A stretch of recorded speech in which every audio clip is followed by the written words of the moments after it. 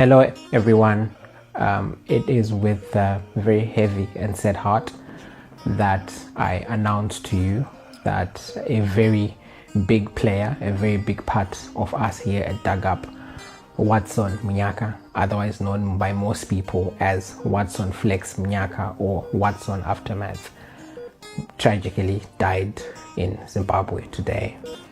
Our understanding is that Watson was taken against his will by people that we do not know, and those people traveled with him to Marondera. It was in Marondera that he was chucked out of a moving Toyota Fortuner, that is what we've been told, or a car of that similar nature. He was tossed out of the car, clinging onto life, and unfortunately he passed away. We understand he received medical help a little bit late. He was then taken to Marondera Hospital. The people at the hospital confirmed to us that he was in possession of his gadgets, 2 iPhone 16s. He was in possession of his work documents and some monetary value. None of his gadgets were taken. So we understand and we believe the motive for that was not robbery and may have been something else. Watson and I go quite a long way. I think in August of 2024, I wrote quite a long post as part of my own personal series of Give Them Their Flowers While They Were Alive. I personally didn't anticipate that we would get to this or that. That was, a sign that things would go that way. He was both a brother and a colleague.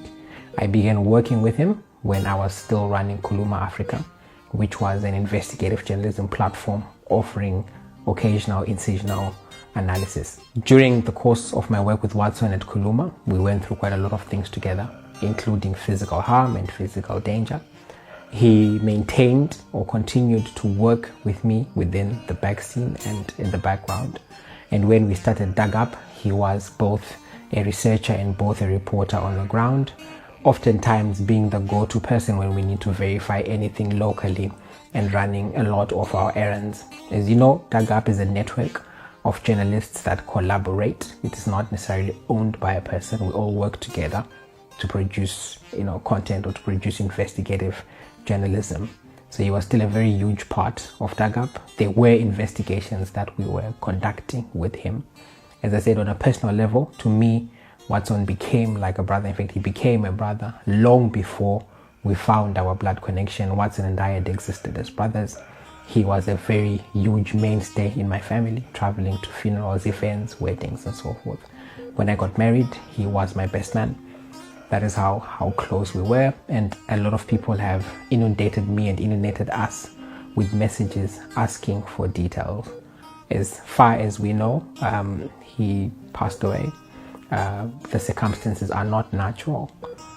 We have a reason to believe that this may have had something to do with his work or his work with us, because, like I said, we are told by the people at the hospital that his possessions were intact, including his cell phone, which when they recovered had me as the emergency contact card and his girlfriend, Diana.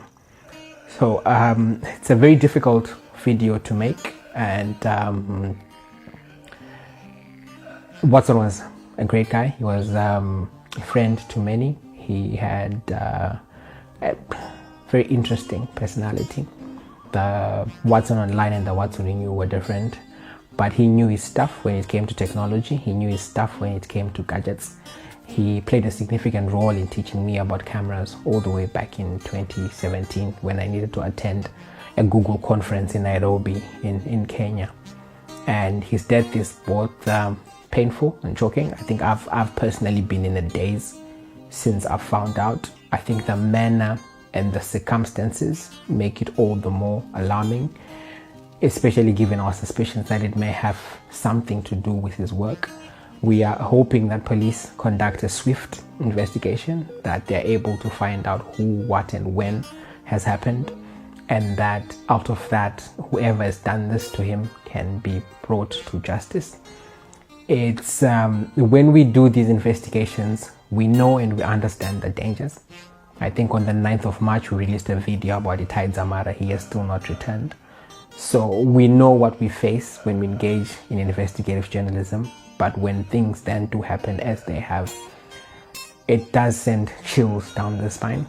This is a person we were in contact with mere hours prior, and he's no longer here. But yeah, so that was the quick video that we needed to just update with you guys, that a huge part of Dug Up, our reporter or slash researcher, our boot on the ground, Watson Munyaka, has been murdered in Zimbabwe. And I think we're all in a daze, we're all at pains about where do we even start, and where do we go from here. We still do have other reporters on the ground, so that means we are extremely worried and concerned about what is transpiring. And we hope that the police, famous for being able to solve murder cases, can solve this one at speed, so that more than anything, for the sake of his young child, we're able to get closure, and for the sake of us, his family, who he loved dearly and who he continued.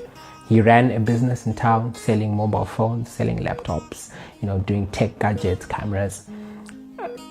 That was by day, and on the other side, he helped us do the digging. So thank you very much for watching the video, and it's a very difficult moment for us. To Watson, who, for me, you'll always be my brother. You know that. You're the best man at my wedding. I love you deeply, and